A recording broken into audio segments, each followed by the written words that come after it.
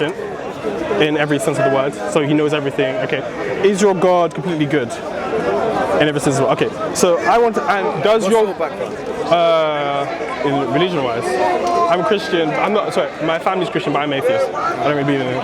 And the third question is, did everything in the universe originate from your God?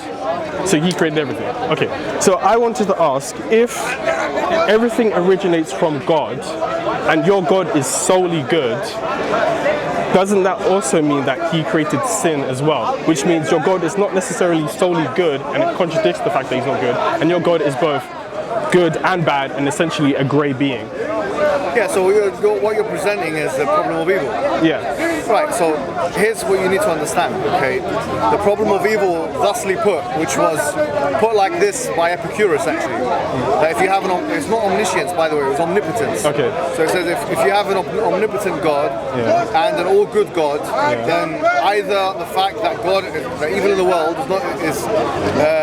it contradicts either of his two properties, either omniscience, omnipotence or goodness. Yeah. And this has been even debunked now by atheists. The form of the argument like this has been debunked by atheists. Like William Rowe, who's a philosopher of religion, he debunks it. He says this is intellectually bankrupt argument. How? The reason why it's an intellectually bankrupt, there's many reasons why it's an intellectually bankrupt argument. The fact, first of all, one word if you want to put it out, wisdom. We don't believe in God with two attributes. So it's a reductionist understanding of God, that God is all good and all powerful. We believe God is all good, all powerful, all wise as well. And so if you have wisdom is basically in Islamic terms, it's described as it's appropriacy. So appropriacy doesn't mean that everything must be good. That's a condition that would only apply if God is only good. Yeah. But God is good, is just, and is wise, which means that sometimes bad things can be good for you. And he's forbearing, so he acknowledges and sees bad and doesn't directly go. So that's another one, hilm in Arabic, which is forbearing. So there's more that we believe in more than those attributes. Anyway, one could say, that's one line of argumentation, to say that this is a reductionist understanding of God's attributes, and one that fails, even according to like philosophers of religion like William Rowe and others who are atheists. But another way of putting it, of the position, is that did God create evil? What is evil in the first place?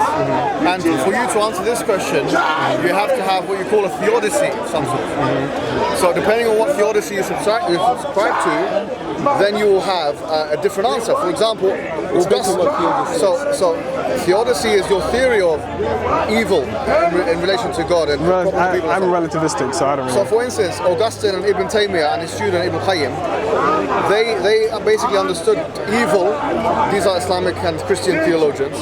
They understood evil as what you call adamiyya, or the idea of privation, which is something, a lacking of something, a depreciation of something. In fact, they say that evil doesn't exist in the real world. There is no evil. That's what Ibn Taymiyyah believes. This is what pure evil, al-shar al-mahd, does not exist in the real world. So on this perspective, what is then, how do you describe children in poverty, how do you describe that? They would describe it in the negative term.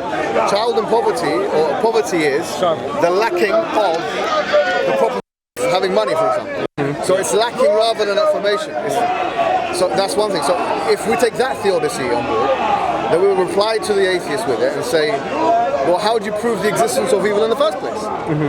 Because you see the point, the atheist has as much impotence in being able to prove the existence of evil as a real objective matter or thing. Okay, but you're preaching subjectivity, but religion at its basis is objective, because there's good and bad, because heaven and hell exist. Bad people go to hell, good people go to heaven. So, I mean, again, and if God is solely good in the sense of he helps people, he loves us, he cares for us, that can't really be true, because he is the creator of all the bad things that happen in the world. So once again, to return to my previous answer, you know, the Quran states, وَعَسَىٰ أَن تَكْرَهُوا شَيْئًا وَهُوَ خَيْرٌ لَكُمْ, that you might hate something, but it's good for you. Okay. So bad things can be good for you sometimes. And how can it be good for you? For wisdom that's known to God. The Quran states, وَلَقَدْ بَلَوْنَاهُمْ بِالْحَسَنَاتِ وَالسَّيِّئَاتِ لَعَلَّهُمْ يَرْجِعُونَ. We have tested them with good things and bad things so that they may turn back to us.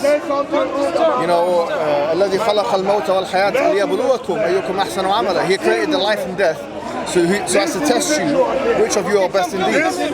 What kind of test would it be if there's no difficulty? He's an evil person. And this is where the question goes back. I mean, we like to question. We like to be evil. You said rude things about my mother, whom you've never known. And you know my mother. The question could also. Why did you say rude things about my mother? You did that because you are a Muslim. We have to wait for a second. Islam teaches you to do this sort of thing. That's how you are. All of you are that way. Do you know me? Who are you? Are you a real Egyptian? Or right hand possessed? Are you a child, a product of rape? Are you a real Egyptian or a product of rape? Answer that question. Who are you? Who are you? Because Islam teaches rape. So is this Christian Islam behavior? teaches rape. Is this Christian behavior? Islam teaches rape. So how many women have you raped in your life? Okay. Answer that question. Okay. So Islam basically, teaches you to rape. The question could be. Islam teaches you to rape. So answer that question. Wait till tomorrow. Are you a product of rape? Or are you a real Egyptian? Just speak over. Are you a product of rape? Answer the question.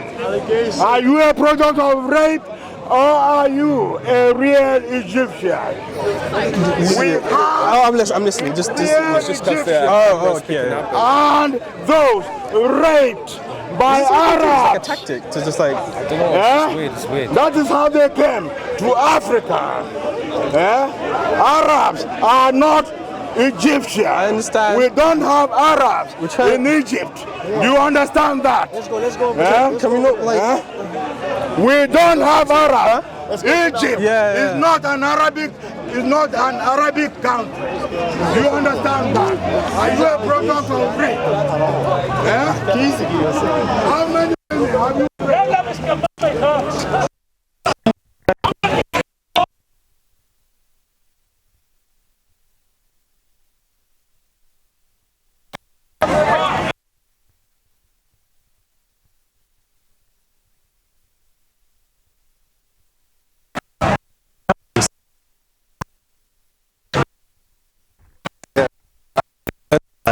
Let him do it. Anyways, I'll pay them. This guy's gonna come and I'll take mine. Don't worry about it.